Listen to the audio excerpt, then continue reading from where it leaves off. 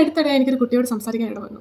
ആ കുട്ടിയോട് സംസാരിച്ചപ്പോൾ ഇത്ര വളരെ കൺട്രോൾഡായിട്ടുള്ള സിസ്റ്റത്തിലാണ് ആ കുട്ടി വളരുന്നതെന്ന് എനിക്ക് മനസ്സിലായി. ആ പേരൻസിൻ്റെ ഒരു വ്യൂവിൽ നോക്കിക്കഴിഞ്ഞാൽ ഒരു പെൺകുട്ടിയാണ്, സൊസൈറ്റിയിൽ അവർക്ക് ഫ്രീ ആയിട്ട് വിടാനുള്ള പേടി കൊണ്ടായിരിക്കാം.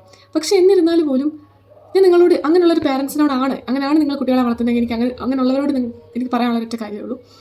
നിങ്ങൾ എത്ര ചെറിയ കൂട് ഒരുക്കുന്നോ, ഒരു ബേർഡിന് നിങ്ങൾ എത്ര ചെറിയൊരു കൂട് ഒരുക്കുന്നോ, ആ ബേർഡ് ആ ഒരു കൂടിൻ്റെ കതവ് തുറക്കാനായിട്ട് നോക്കിയിരിക്കും. ആ നോക്കിയിരുന്ന് കഴിഞ്ഞ് അതിന് കൂടിൻ്റെ കതവ് തുറന്ന് കിട്ടിക്കഴിഞ്ഞാൽ അത് നിങ്ങൾ കാണാത്ത വിധം സ്പീഡിലായിരിക്കും അത് ആ കൂട്ടിൽ നിന്ന് രക്ഷപ്പെട്ടു പോകുന്നത്.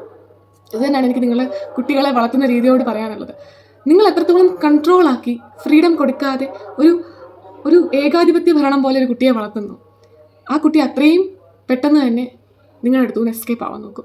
അതായത് നിങ്ങൾക്ക് ഒരിക്കലും ഒരു കുട്ടിയെ കയ്യിൽ പിടിച്ച് പെട്ടെന്ന് ഇങ്ങനെ എപ്പോഴും പിടിച്ചുകൊണ്ടിരിക്കാനായിട്ട് പറ്റില്ല. ആ കുട്ടിക്ക് ഒരു ഫ്രീഡം കൊടുക്കേണ്ട സമയത്ത് എന്നേക്കുമായിട്ട് ആ കുട്ടി വേറൊരു തെറ്റിലേക്ക് പോകാനോ അല്ലെങ്കിൽ ആ കുട്ടി നിങ്ങളെ എസ്കേപ്പ് ചെയ്യാനോ ആയിരിക്കും നോക്കുന്നത്. സോ ആ ഒരു ടൈപ്പ് ഓഫ് പാരൻറ്റിംഗ് എന്ന് പറഞ്ഞു കഴിഞ്ഞാൽ വളരെ തെറ്റായിട്ടുള്ള പാരൻറ്റിംഗ് ആണ്. അല്ലെങ്കിൽ നിങ്ങൾക്ക് അറിയാത്തതുകൊണ്ടായിരിക്കും നിങ്ങൾ തെറ്റായിട്ടാണ് ആ കുട്ടിയെ വളർത്തുന്നത്. സോ കുട്ടികൾക്ക് എപ്പോഴും ഒരു ഫ്രണ്ട്ലി വൈബ് കൊടുക്കുക.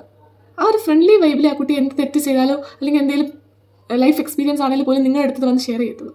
ഒരിക്കലും കൂട്ടിലിട്ട് ഒരു കിളിയാവാതെ കുട്ടികളെ ഫ്രീ ആയിട്ട് പറക്കുന്നൊരു ബേർഡായിട്ട് വളർത്തുക.